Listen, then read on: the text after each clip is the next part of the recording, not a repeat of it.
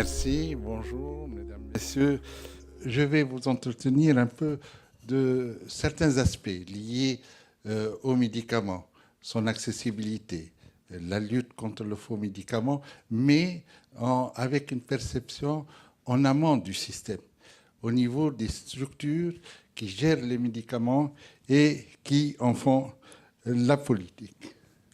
Alors, pour démarrer, essayons de replacer les choses dans leur contexte et essayons de voir ce grand déséquilibre qui existe dans le monde, une ancienne diapo, mais qui a les mêmes proportions en reste, à savoir l'accès à la santé, et c'est là la problématique, cet accès à la santé à travers les chiffres et à travers les coûts, nous voyons que pratiquement 88% des dépenses de santé sont réalisées dans les pays développés. 10% de dépenses de santé sont réalisées dans les pays à moyen revenu et seuls 2% des dépenses de santé sont réalisées dans les pays à faible revenu. Donc, grand déséquilibre au niveau mondial, au niveau de la santé. La diapositive suivante. Pour illustrer cette approche, nous voyons des chiffres extrêmes.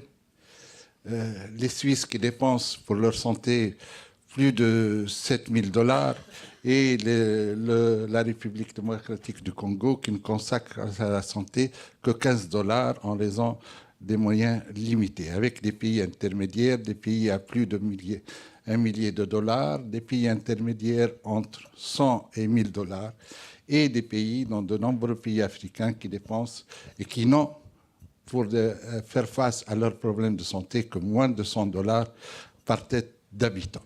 Donc, grand déséquilibre au niveau de ces dépenses. Si on va un peu plus loin, permettez la diapositive suivante, il ne faut pas se décourager.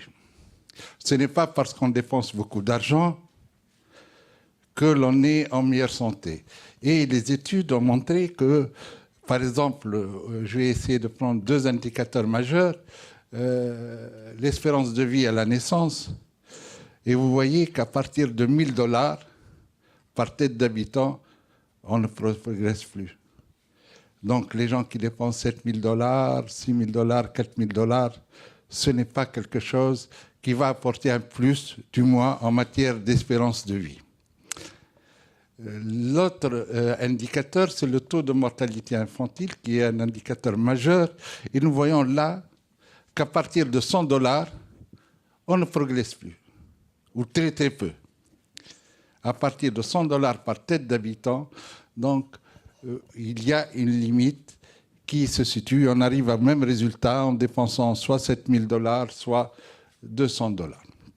Mais il y a un minimum à tout cela. Diapositive suivante. Et là, nous rentrons maintenant dans ce que j'ai qualifié de l'image que je souhaite vous communiquer de ce qui est en amont du système pharmaceutique et ce qui va guider toutes les actions par la suite en matière soit d'accessibilité, soit de lutte contre le faux médicament. Si on demande au pays quel est votre système pharmaceutique et comment vous qualifiez votre système pharmaceutique, nous voyons que, en comparant les pays à faible revenu, revenu moyen et à haut revenu, que les résultats sont assez proches. Et les pays se considèrent comme étant dotés des moyens nécessaires pour mettre en œuvre leur politique pharmaceutique.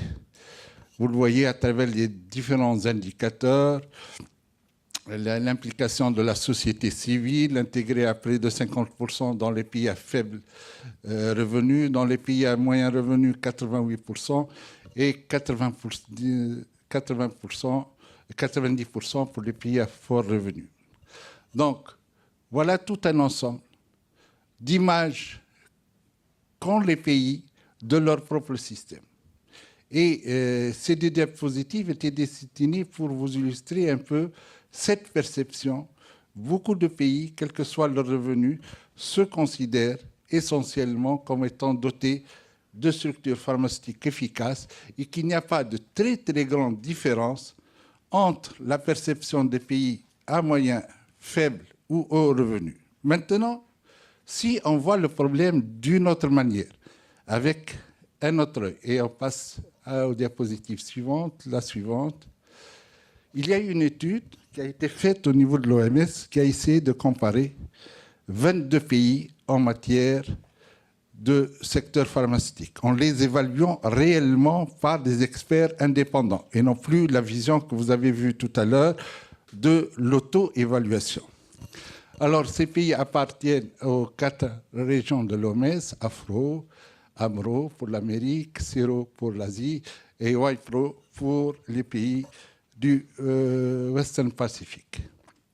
Et, diapositive suivante, au niveau de ces 22 pays, on ne va pas présenter les résultats pays par pays, mais globalement, disons que le résultat est satisfaisant sur les 22 pays, uniquement dans 3 pays. 3 pays seulement arrivent à gérer de manière efficace leur secteur pharmaceutique. Que 6 pays ont des performances assez bonnes, mais avec certaines faiblesses. Que 7 pays sur les 22 ont un secteur pharmaceutique faible et très faible ou inexistant dans 6 pays. Et vous avez vu, les pays n'ont pas été choisis parmi les pays les moins importants sur le plan économique ou social. Diapositive suivante, après cette perception globale, si on va un peu plus dans le système. Est-ce qu'ils ont un système de régulation pharmaceutique? Eh bien, plus de la moitié ont un système pharmaceutique faible ou très faible. 7 faibles et 5 inexistants ou très faibles. Et 10 ont des systèmes pharmaceutiques soit satisfaisants pour 3 et pour 7, moyennement satisfaisants, avec donc performants, mais avec des faiblesses. La suivante, en ce qui concerne les autorisations de mise sur le marché, qui est le point essentiel pour définir les produits qui doivent être sur le marché par rapport à d'autres qui rentrent de manière illicite, nous voyons également que plus de la moitié n'ont pas un système de mise sur le marché satisfaisant. Faible ou très faible pour 6 à chaque fois, et satisfaisant ou moyennement satisfaisant pour 5 pays à chaque fois. Diapositive suivante, les inspections. Ça va légèrement mieux, puisque plus de la moitié sont soit satisfaisants ou moyennement satisfaisants, bien que 5 pays ont une inspection faible, et voire inexistante ou très faible pour 3 pays. Suivante. L'accès maintenant à un moyen fondamental pour affirmer et pour être performant en matière de qualité des médicaments et de lutte contre la contrefaçon, c'est l'accès à des laboratoires de qualité et qui maîtrisent ces aspects. Plus de la moitié ont des laboratoires de structures d'analyse faibles ou très faibles, 13 sur 22. 5 sont satisfaisants et 4 sont satisfaisants avec des faiblesses. Les essais cliniques, je pense, suivent. La suivante.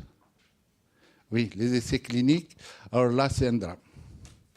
Je crois qu'on peut tout faire dans ces pays en matière d'essais cliniques, du moins dans leur majorité. Puisque,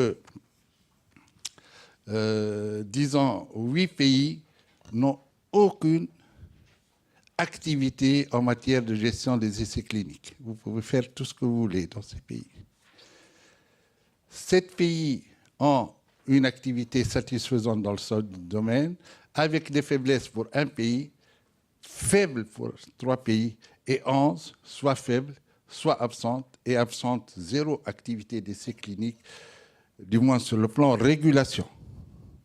C'est-à-dire que vous pouvez effectuer dans 8 pays des essais cliniques sans être dérangé par qui que ce soit. La suivante. Alors, maintenant, après cette image de la réalité des pays du Sud quant aux autorités réglementaires et aux moyens de surveiller le marché du système pharmaceutique, il y a des initiatives qui ont été prises pour améliorer ce système au niveau des pays, mais également au niveau régional.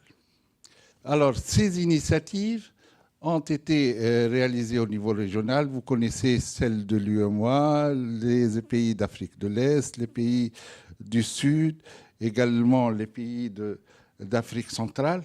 Maintenant, je pense que l'on est sur une voie où il y a des initiatives à renforcer. Au lieu de s'attaquer à ce problème du secteur pharmaceutique pays par pays, il y a ces initiatives régionales qui regroupent entre, disons, 6 à une douzaine de pays et qui sont en train d'harmoniser leur secteur pharmaceutique, du moins sur le plan de législation, sur le plan politique industrielle, sur le plan politique pharmaceutique. Et je crois que c'est une très, très bonne initiative qui, en Afrique, va permettre de drainer des soutiens efficaces. Et je crois que cette porte de soutien à ces initiatives régionales constitue peut-être un axe de coopération dans tout le domaine, qu'il soit des domaines de renforcement, mais également des moyens de lutte contre certains fléaux, et en particulier le fléau de la contrefaçon. La suivante. Alors, et c'est pour ça qu'il y a cet appel de changement de stratégie. Au lieu de faire des initiatives pays par pays, au lieu de faire des approches, disons, éléments de qualité ou éléments sectoriels, des approches sectorielles à renforcer la qualité, la disponibilité, l'accessibilité, lutter sur le terrain de la contrefaçon dans chaque pays, il faudrait peut-être revoir le problème en amont et essayer de renforcer les autorités réglementaires afin de doter les pays des moyens pour réaliser ces différents objectifs, améliorer la qualité, la disponibilité, l'accessibilité et lutter contre la contrefaçon. Le deuxième point, c'est soutenir les initiatives régionales que l'on a vues tout à l'heure et favoriser la mise en place d'une vraie coopération Nord-Sud à travers le partage des évaluations et l'accès des autorités de réglementation pharmaceutique aux données relatives aux médicaments. Je pense que c'est un deuxième volet de coopération. Vous savez, le nombre d'experts qui existent dans ces différents pays, notamment en Afrique, n'est pas important. Les pays n'ont pas les moyens d'évaluer. Les pays n'ont pas les moyens d'avoir des études sur la qualité des médicaments pour chacun des produits présentés. Et c'est pour cela qu'il faudrait renforcer ou initier d'abord et renforcer par la suite cette coopération Nord-Sud. Je ne vois pas pourquoi, lorsque, je pense que certains d'entre vous connaissent certains aspects des industriels, lorsque vous fabriquez un médicament, on vous demande, des fois, l'autorité vous demande le Drug Master File d'un produit chimique que vous devez introduire dans le médicament. Et il y a tout de suite s'établit entre le fabricant et l'autorité, et non pas le fabricant et l'autorité, une liaison pour lui donner les données secrètes et les données d'évaluation relatives au produit. Pourquoi cela ne se fait pas au niveau de l'évaluation des médicaments? Vous les évaluez. Pourquoi ces rapports restent dans les agences européennes et ne sont pas partagés? Et il y a à ce niveau une initiative peut-être de partage des informations, d'accès à l'information validée, qui est très important et qui permettra à différents pays de mieux orienter leur action. L'Asie et maintenant l'Afrique développent leur propre autorité réglementaire. Je pense que l'Asie est en avance par rapport à l'Afrique. Avec ASEAN, etc., ils arrivent à tirer vers le haut différents pays qui n'ont pas les moyens. Chose qui n'existe pas en Afrique. soutenir ces autorités nationales réglementaires à condition que ces autorités s'insèrent dans une politique régionale. Il ne reste pas cloîtrées chacune dans leur pays, et mobiliser les autorités du Nord pour aider et partager et parrainer l'activité de ces autorités du Sud. Voilà les quelques propositions dont je souhaitais vous faire part pour essayer d'établir et de renforcer et de soutenir ces autorités réglementaires qui sont une clé de voûte de tout le système pharmaceutique, et à travers leur renforcement, il y aura comme corollaire toute l'action sur la disponibilité, l'accessibilité, la qualité des médicaments, mais également leur donner les moyens de se consacrer à lutter contre la contrefaçon des médicaments. Et cette vision, disons, devrait s'insérer, comme je l'ai dit, dans un cadre régional, bien qu'il y ait une initiative continentale à l'heure actuelle au niveau de l'Union africaine, mais je préfère toujours, du moins, limiter les actions de renforcement au niveau régional, parce que cette initiative africaine s'est faite beaucoup plus pour copier ce qui se passe au niveau de l'Union européenne, où vous avez une agence européenne et qui est bâtie sur des points forts au niveau des différentes régions et des différents pays. Tandis que bâtir une agence africaine avec, au niveau des pays, des zones de faiblesse importantes et majeures, à mon sens, n'est pas une idée qui pourrait avoir une concrétisation du moins positive à l'avenir. Ce point de vue est partagé par certains de mes confrères en Afrique, mais également il ne fait pas l'unanimité, puisque beaucoup d'entre eux soutiennent cette initiative de l'Union africaine.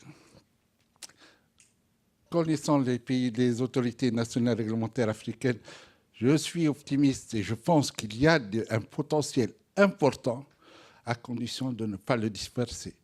Il est important, il a les moyens, mais leur nombre est insuffisant, et c'est la raison pour laquelle il faudrait orienter ses forces et orienter ses activités en le soutenant au niveau d'autres qu'il ne peut pas développer. L'Asie, malgré la diversité de ses pays, représente à ce niveau une excellente image de ce que l'on peut faire, de ce que l'on peut bâtir éventuellement en Afrique en tenant compte des spécificités du continent. Merci de votre attention. Merci beaucoup, professeur Toumi. J'avais quelques questions, si vous me permettez, à vous poser au sortir de cette présentation qui est extrêmement précise. Restez avec moi quelques minutes, si vous le voulez bien. Gardez votre micro. Au sortir de cette présentation qui est précise, qui fait beaucoup de propositions, et je suis sûr qu'on aura beaucoup d'échanges tout à l'heure avec la salle sur ces propositions. Vous allez pouvoir évidemment donner votre avis, vos remarques. Ceci dit, vous avez commencé par une photographie, là aussi très précise au niveau statistique, d'un état des lieux. La photographie, c'est bien. Moi, j'aime bien aussi le mouvement. Comment avancent les choses? Avez-vous le sentiment qu'on a quand même une montée en compétences, alors que ce soit sur le contrôle du médicament, sur la diffusion de ces médicaments? Vous avez parlé également de l'état un peu catastrophique des essais cliniques, mais tout de même, est-ce que les choses bougent, les choses avancent, ou est-ce qu'on est dans du surplace, ou je n'ose même pas le dire, quelque part dans une dégradation de la situation? Disons que l'évolution des choses, on ne peut pas donner une image uniforme de l'évolution dans les différents pays. Il y a certains pays qui avancent. On peut en citer quelques-uns, peut-être. Moi, j'ai énormément travaillé avec mes collègues ivoiriens sur la création d'une agence ivoirienne du médicament, et cela se met en place. Ce n'est pas quelque chose qui est resté sur le papier, mais ce système agence qui existe dans les pays anglophones est en train d'être transposé dans les pays francophones d'Afrique, et certains pays arrivent à concrétiser. Je parle de la Côte d'Ivoire, le Burkina est également un pays où il y a eu beaucoup d'activités sur le plan pharmaceutique. Et là, je suis en train de limiter à l'Afrique de l'Ouest. Sur les laboratoires de quelques pays sont en train également d'évoluer de manière importante. Notre ami Malan, peut-être que nous parlera de l'obtention de l'ISO 17025 pour le NSP de Côte d'Ivoire. Mais certains pays sont en train de faire des efforts. Donc, l'approche est positive, mais dépend des pays. Ce qui est proposé, c'est de ne pas rester sur l'avancée pays, mais de proposer une avancée régionale. Tous les pays ne pourront pas faire l'effort nécessaire. S'il y a une vision régionale qui compartimente les différents aspects et disent que dans cette région, il y aura un pôle qualité du médicament, un pôle évaluation, un pôle de ceci, un pôle en matière d'essais cliniques, renforcement, un pôle modèle. Là, je crois qu'il y aura un certain degré de réussite. Mais si on adopte une politique pays par pays, certains verront une réussite, Côte d'Ivoire, Burkina, essentiellement Sénégal, mais d'autres resteront en deçà de leurs moyens. Et dans cette politique régionale que vous nous décrivez, que vous imaginez pour l'Afrique, est-ce que vous voyez une réelle dichotomie entre l'Afrique anglophone d'un côté et l'Afrique francophone de l'autre? Afrique francophone, Afrique anglophone, sur le plan pharmaceutique. Wow. Pas de langue de bois? Non, bah, on est là entre nous.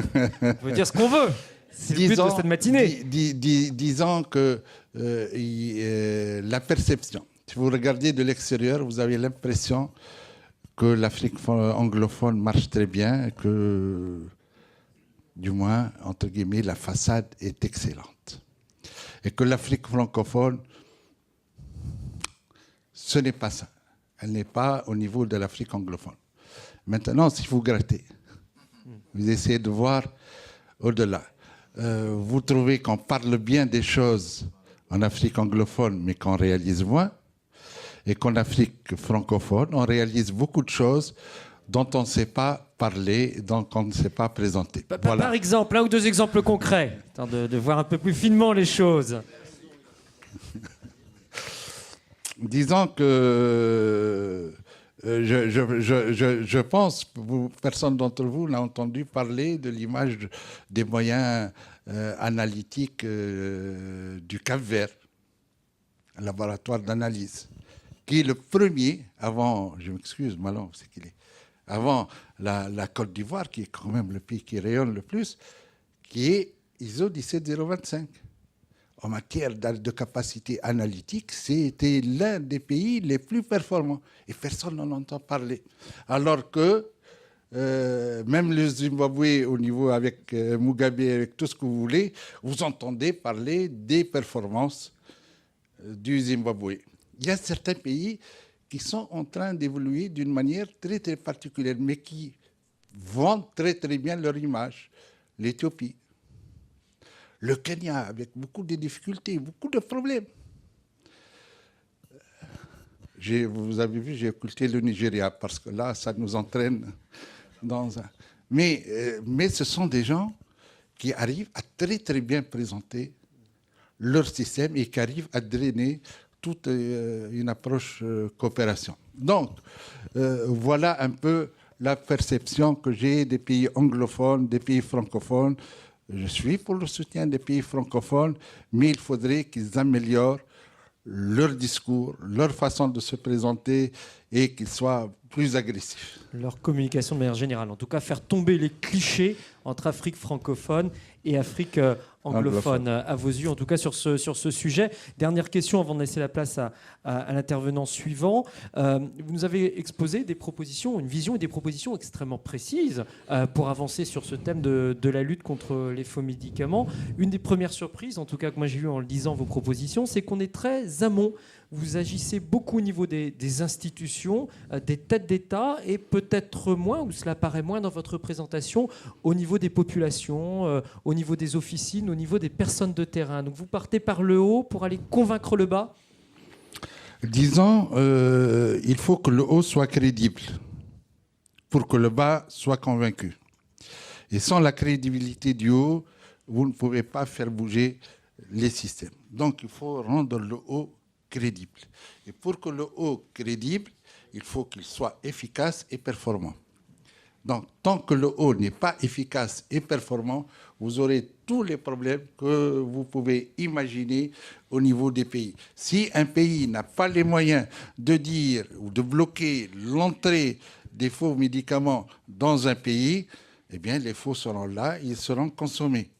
Quelle que soit votre politique, vous pourrez mener des actions conjoncturelles, vous pouvez diminuer le niveau pendant une petite période, mais ça reprend tant que le haut n'est pas performant et tant que le haut ne perpétue pas une politique stable de lutte et de discernement en matière de médicaments. Tant que le haut n'est pas fort, le bas ne peut pas fonctionner. Donc le travail de sensibilisation des populations, on en verra tout à l'heure des exemples concrets, ne suffit pas à lui seul par le bas pour faire changer le haut. Tout à fait. Si le haut n'est pas performant, vous ne pourrez pas changer les choses. Vous pouvez agir, mais changer demande qu'il y ait aussi bien le haut que le bas qui se battent dans le même sens. Merci beaucoup, professeur Toumi. Ça va sûrement susciter beaucoup de questions tout à l'heure de la part de la salle. Merci. On vous applaudit. Merci pour cette intervention.